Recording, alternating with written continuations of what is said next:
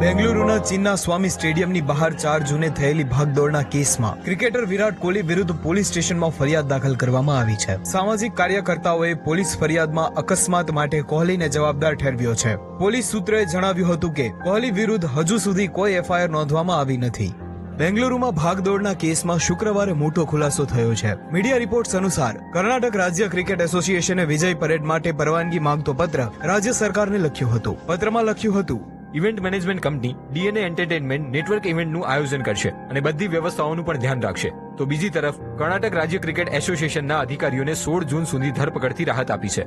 એસોસિએશને તેની સામે નોંધાયેલ એફઆઈઆર રદ કરવાની માંગ કરી હતી. બેંગ્લોર ભાગદોડ કેસમાં કર્ણાટકના મુખ્યમંત્રી સિદ્ધારમૈયાએ મોટી કાર્યવાહી કરી. રાજકીય સચિવ કે ગોવિંદરાજને બરતરફ કરવા સાથે માહિતી વિભાગના વડા હેમંત નિંબાલકરની બદલી કરવામાં આવી.